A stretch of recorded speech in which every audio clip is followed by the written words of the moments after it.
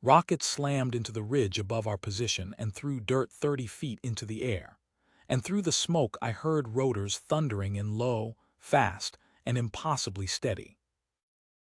I was the ground liaison officer for that operation, First Lieutenant Marcus Duval, and I had spent the 2 days prior arguing with anyone who would listen that Captain Skye Havorson had no business flying the mission that was about to save my life. 500 soldiers were dug into a collapsing perimeter along Ashwood Ridge, cut off from resupply, running low on ammunition, and taking fire from 3 directions at once.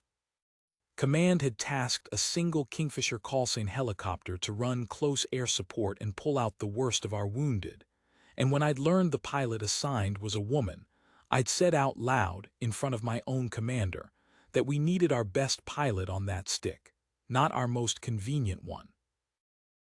I had known her only by reputation before that week, a name on a flight roster, a handful of missions I'd heard about secondhand and dismissed as exaggeration the way soldiers dismiss most stories that make someone sound too good.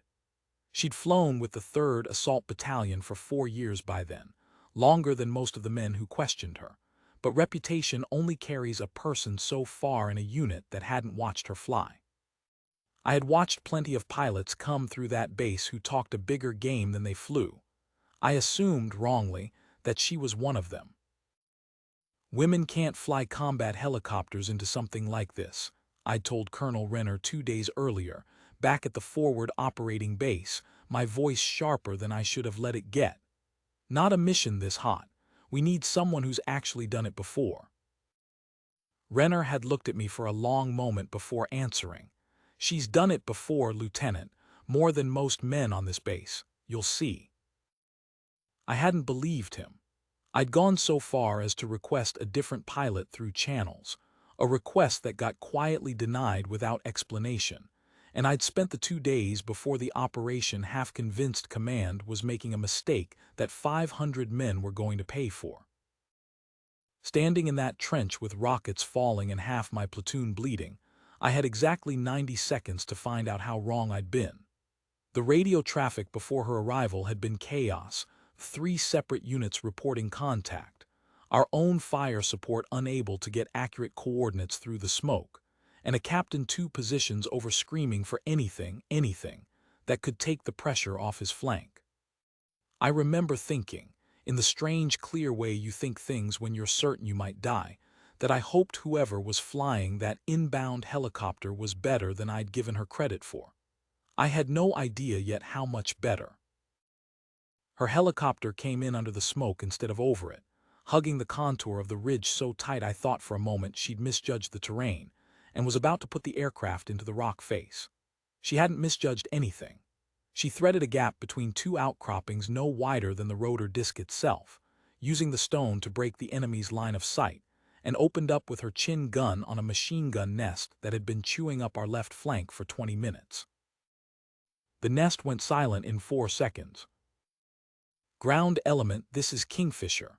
Her voice came over the net, flat and unhurried, the way you'd expect a woman reading a weather report to sound, not a woman flying a helicopter through triple-digit ground fire.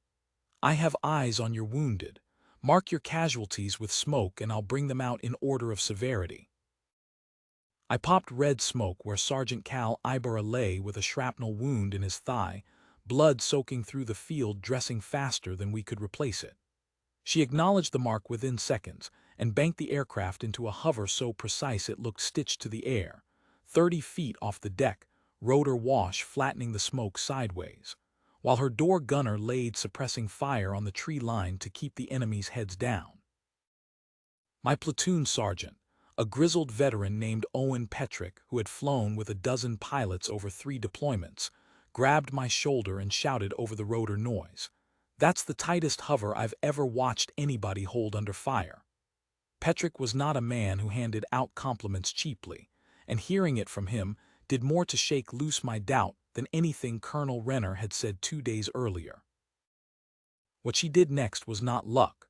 I want to be clear about that, because I have told this story to men who assumed I was exaggerating the details, and I was not. She flew 3 separate extraction passes over the space of 11 minutes, each one timed to a gap in the enemy's own reload cycle that she must have been tracking the entire time, because she called each approach a half-second before the incoming fire would have caught her broadside. Between passes, she coordinated rocket runs onto two more fortified positions, walking the ordnance in with corrections so tight her second rocket pair landed inside 15 meters of the first, collapsing a mortar pit that had been ranging in on our command post. She was doing 3 jobs at once and making all 3 look ordinary. On the radio, she was directing a second helicopter inbound behind her, feeding it target data she must have been building in her head while flying her own aircraft through a hover under fire. She was reading the terrain for her door gunner, calling out threats before they fully presented themselves. And she was tracking the medical status of every wounded soldier we'd marked, prioritizing extractions not by who called loudest, but by who had the least time. I had commanded men for 6 years by then, and I had never seen anyone hold that much simultaneously, let alone hold it while flying a helicopter through the kind of fire that was tearing up the ridge around us. "Kingfisher, be advised, we have 6 more wounded that can't move," I radioed, my voice cracking with something I didn't want to examine too closely. "We're not going to hold much longer." "Copy, ground element. I'm not leaving until your wounded are aboard. Hold your position." She said it like a fact, not a promise, and something about that steadied every man in that trench who heard it. The second and third passes ran the same way, each one a study in patience I had never associated with combat flying before that day. She would climb out over the far side of the ridge, use the terrain to mask her approach, and time her return to gaps in the enemy's fire discipline that the rest of us couldn't even perceive from the ground.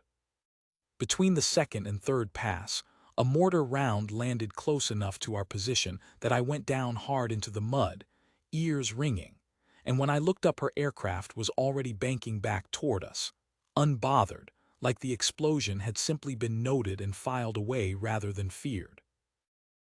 "Ground element, I need your next casualty mark," she said over the net, her voice exactly as level as it had been 11 minutes earlier. Nothing in it had changed. Not the pitch, not the pace, not the calm. I marked Private Soto, who had taken fragmentation across his back and could no longer feel his legs, and within 90 seconds he was aboard. She brought the aircraft down a 4th time in a spot barely large enough for the skids, close enough that I could see her face through the windscreen, utterly composed, eyes moving constantly between her instruments and the terrain, jaw set, no fear in it that I could find, only the total concentration of someone doing exactly the job she had trained her whole career to do. Her crew chief and I loaded Ibarra and 2 more wounded aboard while rounds cracked past close enough to hear them split the air, and she held that hover rock steady the entire time, never flinching, never rushing the men handling the litters. On the 5th and final pass, an RPG streaked past her canopy close enough that I saw the smoke trail cross directly in front of the windscreen, and I was certain that the aircraft was about to go down in a fireball in front of 500 men. She didn't break formation, didn't panic climb, didn't do any of the things I would have done in her seat. She rolled the aircraft hard right, put a low ridge between the helicopter and the launch position, and came back around from an angle the shooter couldn't cover, delivering the last of our critical wounded to the extraction zone without so much as a scratch on the airframe. By the time she lifted off for the final time, banking away toward the medevac station with our last 3 wounded aboard, she had flown 11 minutes of continuous exposure to enemy fire, evacuated 11 casualties, and destroyed 3 fortified positions that would otherwise have overrun our perimeter within the hour. Every man in that trench watched her aircraft shrink into the haze, and nobody said a word for a long time. Colonel Renner met the helicopter on the flight line when it finally set down for good, and I made sure I was standing there too because I owed her that much and more. She climbed out of the cockpit slow, helmet under her arm, her flight suit soaked through with sweat, hands steady despite everything they had just done. Renner didn't say a word. He simply raised his hand in a slow, deliberate salute, the kind reserved for officers who have earned it in a way paperwork never quite captures, and held it until she returned it. I walked up to her afterward, my throat tight in a way I hadn't expected. "Captain Halvorson," I said, "I owe you an apology. I said things about you 2 days ago that I had no right to say, and I was wrong about every part of it." She studied me for a moment, no anger in her expression, only the same steadiness she'd carried through 11 minutes of hell. "You weren't wrong to want the best pilot on that stick, Lieutenant," she said. "You were wrong about who that was. Most people are until they've watched the whole mission." Patrick stepped up beside me on the flight line, still caked in the same mud he'd gone down in, and for once the old sergeant looked like he didn't know what to do with his hands. He settled on saluting her too, unprompted, the kind of gesture enlisted men don't extend to officers outside of ceremony, and she returned it the same way she'd done everything else that day, without fuss, without needing it. I have spent the years since telling younger officers about Ashwood Ridge, about the 500 men who came home, because a woman nobody wanted flying that mission flew it anyway, better than anyone had a right to expect. Command later credited her flight with breaking the siege entirely. Once the mortar pit and the 2 fortified positions were gone, the remaining enemy element withdrew within the hour, unwilling to hold ground without the support she'd stripped away from them, one deliberate pass at a time. I still write to Colonel Renner sometimes, and he always closes his letters the same way, that he was right about her, and that he'd trust her with his life again tomorrow without a second thought. So would every man who was in that trench, and so, I suspect, would every man who ever doubted her before he'd watched her fly.